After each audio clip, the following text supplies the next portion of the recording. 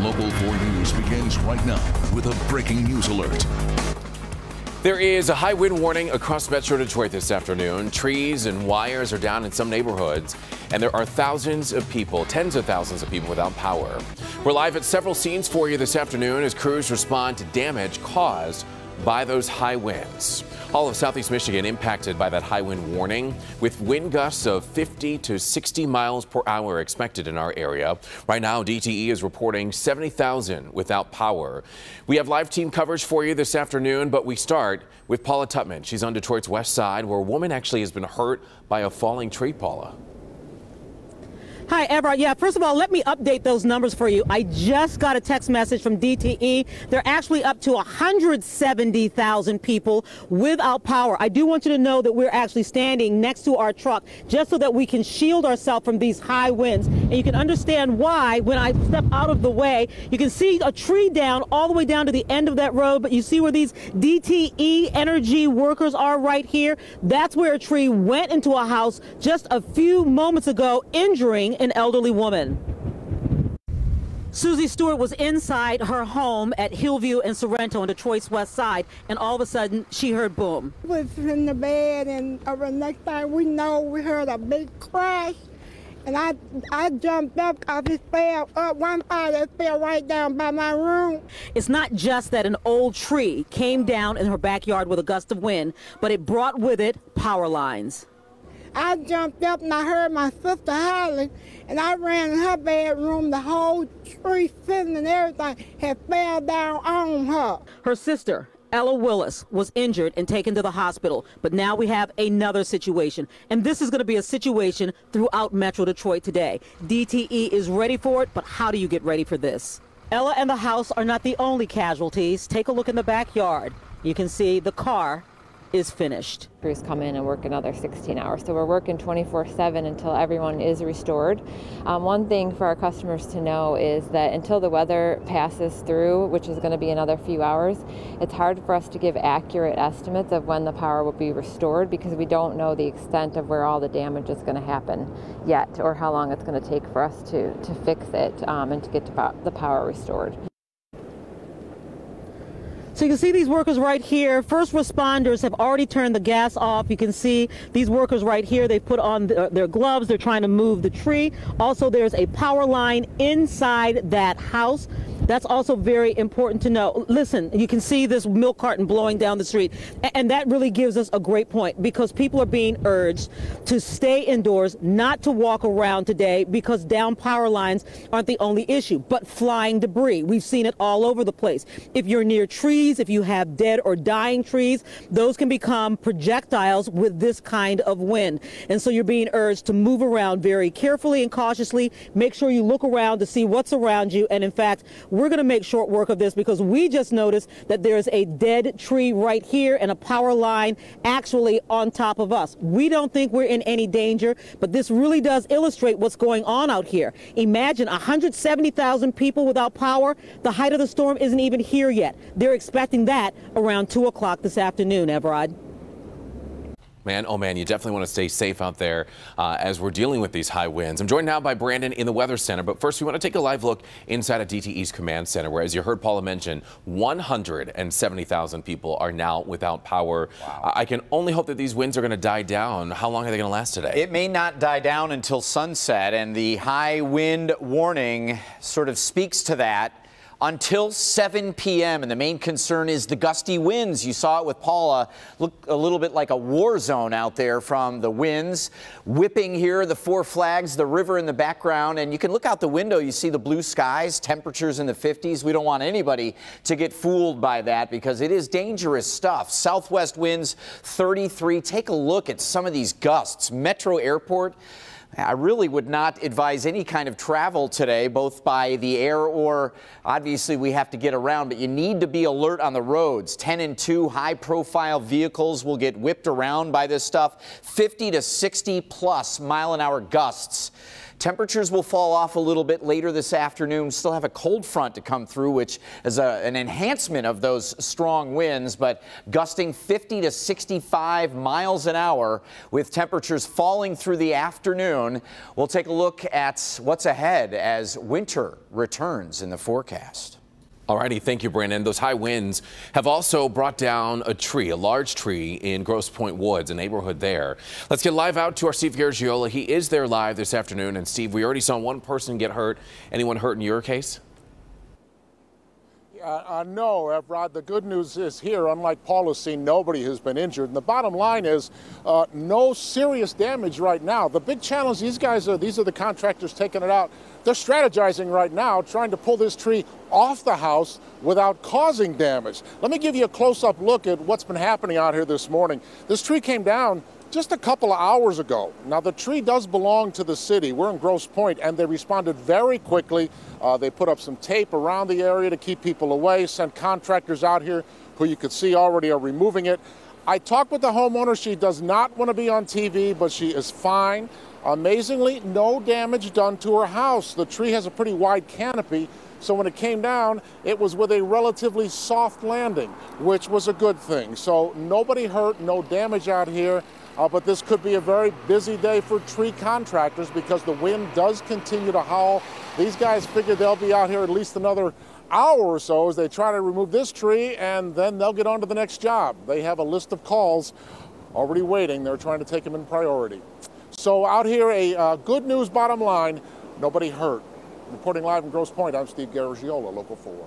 Alrighty, thank you, Steve. That was quite a large tree there. We want to take you now to Shelby Township, where this picture shows a tree down on Roland Street near Auburn Road. And then live from our shaky Metro Airport Skycam over the past hour, arriving flights have been having a tough time landing, with several flights even having to do what's called a go-around. That's when the pilot aborts the landing just before touching down. As Brandon mentioned, if you're flying today, your best bet is to check in with the airline to make sure that everything is still operating on time. And here's a look at what's happening on Lake St. Clair in Fairhaven. The strong winds there creating huge waves that are even spilling over into resident backyards, causing some flooding there. You'll definitely want to stay with us here on Local 4 and on ClickOnDetroit.com. All afternoon, we'll have up-to-the-minute power outage numbers, as well as a link on the homepage of ClickOnDetroit.com that will send you to DTE's power outage map. Of course, we've got everything to keep you updated. Let's get to breaking news now out of Dearborn. That's where a man has set himself on fire inside of Beaumont Dearborn Hospital. We're told the man set himself on fire inside of the hospital's lobby using materials that he bought. Workers kept everyone in the lobby from being hurt, but the man is now in the trauma unit being treated. We are sending a reporter there to Beaumont Hospital to gather more information in the meantime. In other news, and developing at this hour, a fire rips through an apartment building on Detroit's west side, trapping a family inside, forcing them to even toss several children to safety through a second-floor window. Let's get out live to our Nick Monticelli. He has been following this story from the very beginning. I understand that you spoke to fire investigators and you have new information. And that new information is that they believe this fire may have been intentionally set. The reason they believe that is because when you look inside the hallways, the majority of the damages in there are starting in the basement and then moving through the hallways before getting into the apartments. They say it's possible an accelerant was used and they're bringing in arson dogs to try to figure that out. Everything is gone. Everything. And we had brand new everything. Everything is gone. And when Jasmine Walker says everything, that is not an exaggeration. The fire ripped through her apartment building and damaged and destroyed at least 4 units at the Infinity Park Apartments. As the hallways filled with smoke and flames, families were trapped inside. And I jumped up, checked the kitchen, make sure nothing was on, go to the front door, open it, black smoke just hit me. I had to scream for them to throw their kids out the window, because there was no way they was going to be able to walk out their front door. I had no other choice. There was no other way out. I had to. The parents literally had to drop the babies out to us to catch. We had to catch them out the window. We didn't want them hitting the ground. And they did not. About 8 children, some as young as 3, were thrown out. Everyone is okay. Now, arson investigators have taken over as they believe this fire could be intentional. the way the fire moved, they say, is not normal. We've got our arson dog Pasta coming in to go ahead and smell for accelerants, but the entire hallway was involved in fire, not the individual apartments. So we're kind of saying absolutely it's suspicious right now. So looking live now, the investigators who are trying to sift through literally what is left inside of these apartments to try to gather more evidence. And you can see that many of these units are destroyed, will have to be rebuilt. In fact, you can see holes in the roof. They're going to have to replace all of that up there, maybe even rebuild this section of it. Now, one of the things that was talked about early on is that there may have been no working smoke detectors in here. The fire investigators say they did find a couple of smoke detectors that were working, but because of the way this fire moved, that was largely in the hallway, the smoke wouldn't have gotten into the apartments to set off those detectors until it was too late. So it was kind of a perfect storm. Hope they'll be able to figure out exactly what happened here. But the key thing, Evrod, is that there was a lot of issues going on here, but everybody is okay, including those kids who were thrown out of these windows. We're live on the west side. Nick Bonicelli, Local 4. Definitely some scary moments for those families, but fire investigators are working to get to the bottom of this. Nick, thank you. Still ahead here at noon, an iconic American statue gets a new neighbor. New at noon, we'll tell you why a well-known company placed this bronze girl on Wall Street. But first, two key votes in Washington today as lawmakers debate the Obamacare replacement. That's coming up next. And we are continuing to follow breaking news on Detroit's west side, where a woman is hurt after down power lines and a fallen tree trap her inside of her home. She's been rescued, thankfully, and is currently in the hospital receiving treatment. Meanwhile, the whole Metro Detroit area is still under that high wind warning. Brandon's going to have another update for us coming up in just a little bit. We're back after this. Welcome back. In Washington today, two key House committees are going to vote on whether to advance the American Health Care Act to the full House for a debate and final votes. Now, the vote comes as there's resistance on both sides of the aisle in the Obamacare replacement. NBC's Blaine Alexander reports from Washington. And those state insurance markets are in collapse. A Republican Party divided as two House committees meet this morning to debate and amend the American Health Care Act. Conservative Republicans are already calling the Obamacare replacement bill dead on arrival. This needs to be changed in a dramatic way for it to have a chance to pass, in my judgment.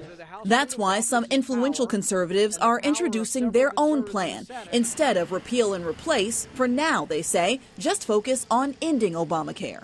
Republicans are in agreement on repeal, but we're not in agreement on replacement. This despite a personal pitch from the White House and this tweet from President Trump. I feel sure that my good friend Rand Paul will come along with the new and great health care program. Republican leadership and the White House mounting a full court press. We're absolutely convinced it will be more possible for more people to get better care at the doctor under this plan than it was under Obamacare. Some Republicans say, slow down. This needs more discussion. I don't think we need to introduce legislation on Monday and have one chance to amend it on Wednesday. That's what they did with Obamacare. Still unknown how much this will cost. And the White House promises those numbers, that price tag, will be available before the bill goes to a vote. Blaine Alexander, NBC News, Washington. Alrighty, thank you, Blaine. Wall Street's iconic charging bull has a new neighbor. This bronze statue of a young girl was placed in front of the bull Tuesday night. The Fearless Girl statue is part of an effort to get companies on Wall Street to add more women on their boards. State Street Global Advisors, the world's third largest asset manager, placed the statue as part of their campaign. And below the girl, a plaque says, "Know the power of women in leadership." New at noon. The latest on the high wind warning, with winds gusting 50 to 60 plus miles an hour. We've got power outages and trouble all over the place. We'll talk about that, plus winter's return, next. Spring Sing.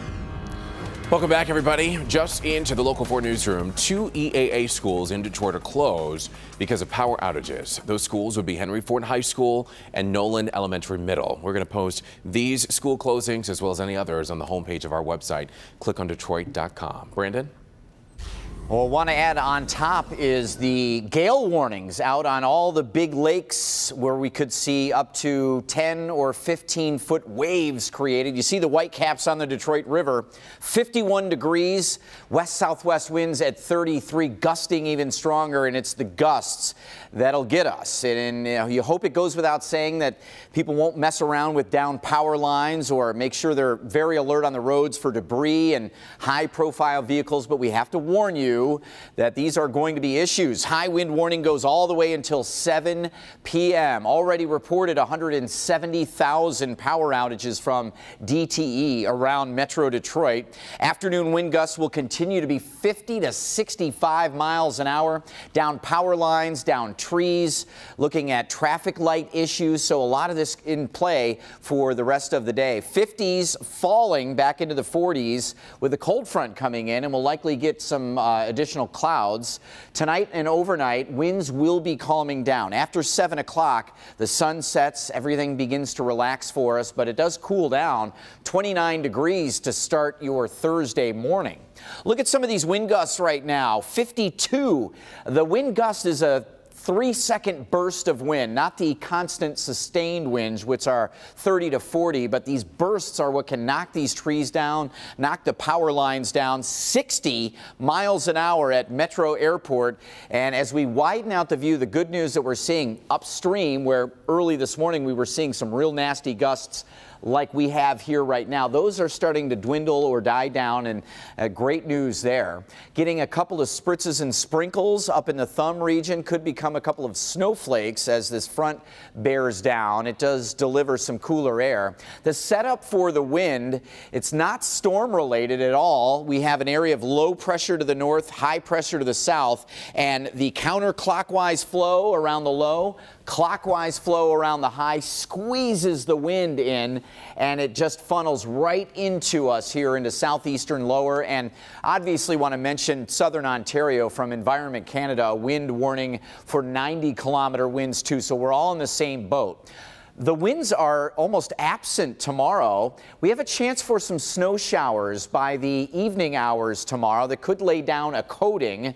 And then on Friday, the winds back to the breezy category, 20s and 30s, feeling colder than that. Winters return this weekend, teens and 20s for most of your Saturday and Sunday. Snow likely on Monday, could be a little more than a coating. And of course, Evrod, Saturday night, we lose an hour of sleep. Daylight saving time begins.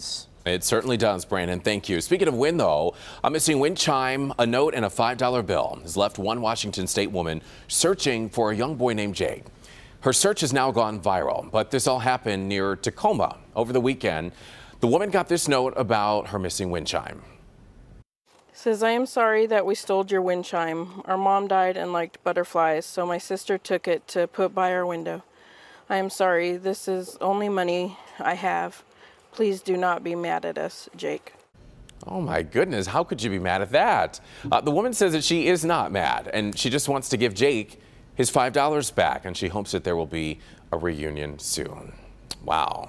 Well, we do want to remind you and hope that you'll join us tonight for our 1-hour Failure in Flint special. We are digging into why a proper fix is taking so long, as well as how the lead-contaminated water is really affecting the community. So, again, join us tonight with Devin and Kimberly for Failure in Flint. The crisis continues, and you can watch that at 8 p.m. right here on Local 4. We'll be right back with the final check of that high wind warning with Brandon. Keep it here. Replay songs.